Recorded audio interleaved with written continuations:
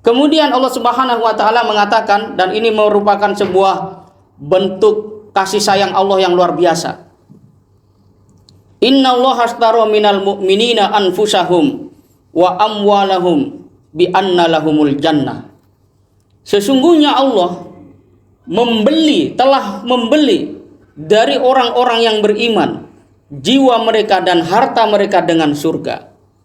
Hadirin sekalian, ketika seseorang memiliki uang dan dia hendak membeli sesuatu, pastilah sesuatu itu adalah hal yang betul-betul diinginkan. Dan ketika sudah dibeli pasti akan dirawat semaksimal mungkin. Kalau dia mobil akan diisi dengan bensin yang terbaik, ronnya yang paling bagus, akan dicarikan oli yang terbaik, dan seterusnya. Dan ini Allah mengatakan, padahal Allah itu yang menciptakan kita. Allah juga yang memberi kita rezeki. Allah juga yang menitipkan harta kepada kita. Tetapi ketika semua itu kita dedikasikan untuk jalan kebaikan, untuk agama Allah, Allah mengatakan, saya beli itu dan saya akan bayar dengan surga. Bayangkan, kalau bukan Tuhan, tidak mungkin ada sebuah balasan semacam itu. Kita saja kepada anak, kalau anak kita sukses, kita tidak mungkin mengatakan seperti itu. Yang ada biasanya kita mengatakan pada anak kita, dulu kamu saya perjuangkan begini, dan seterusnya. Tapi Allah tidak. Padahal semua yang dimiliki oleh kita itu asalnya secara hakikat adalah dari Allah Subhanahu wa taala. Tapi ketika kita belanjakan itu untuk agama Allah, Allah balas dengan surga. Ini harus menjadi sebuah kesadaran yang membentuk keyakinan kepada Allah. Sehingga ketika kita melakukan sesuatu, itu sudah clear. Allah memang tujuan kita. Sampai kemudian Allah mengatakan, waman aufa bi ahdihi minallah, pada lanjutan ayat itu. Dan siapa yang bisa memenuhi janjinya selain daripada Allah. Jadi kalau kita hari ini menemukan orang berjanji kemudian berkhianat, tidak menepatinya dan seterusnya, ya itulah manusia. Tapi kalau janji Allah itu pasti, mutlak akan terjadi. In asantum li anfusikum, itu akan terjadi.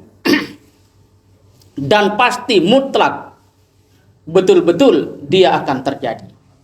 Nah, hadirin kalian yang dirahmati Allah Subhanahu wa taala, maka menjelang Ramadan ini kita penting untuk terus-menerus belajar. Kita nggak apa-apa baca semua yang ada di dalam berita itu, tapi jangan hanya sekedar dilihat. Jadikan dia sebagai sebuah bahan untuk kita merenung mengapa semua ini terjadi.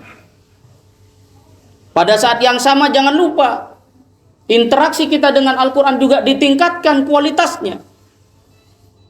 Al-Quran itu bukan baca-bacaan untuk mantra. Itu adalah petunjuk, hudan.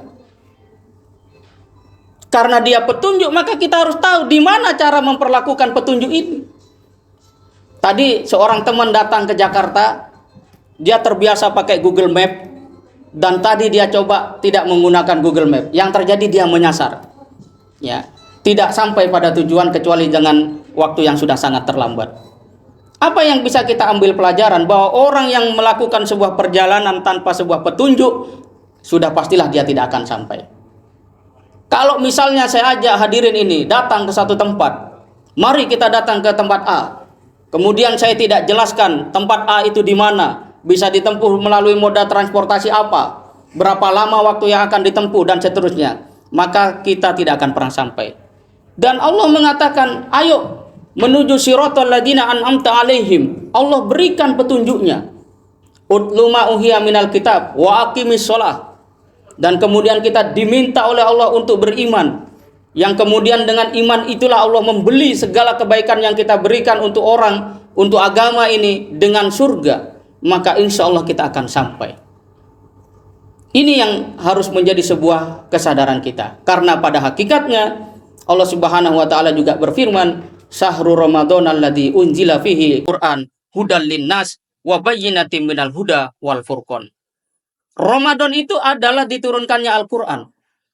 Apa itu? Hudal linnas, petunjuk bagi manusia. Wa bayyinatin minal huda, dan bukti-bukti terhadap petunjuk-petunjuk itu. Wal furqon, dan jalan pembeda. Dengan demikian, mari kita persiapkan diri untuk senantiasa menjadi orang yang cerdas, tekun membaca, bahkan membaca dengan hati. Membaca yang mendorong kita punya pemikiran, dan pemikiran yang mendorong kita untuk punya keyakinan, serta keyakinan yang menuntun kita untuk mengamalkan apa yang ada di dalam Al-Quranul Karim itu. Tidak bisa semua, tidak masalah. Yang penting kita paham dan ada amalan-amalan yang bisa kita gunakan. Tidak semua dan tidak mungkin kita semua bisa amalkan, tetapi setidaknya kita tahu mana jalan yang membentuk akhlak kita tetap baik, mana jalan yang pasti mengantarkan kita dan keluarga kita pada kebaikan, tidak saja di dunia tetapi di akhirat. Dan yang terpenting, bagaimana Ramadan ini bisa menjadikan kita sebagai orang-orang yang bertakwa kepada Allah Subhanahu wa Ta'ala.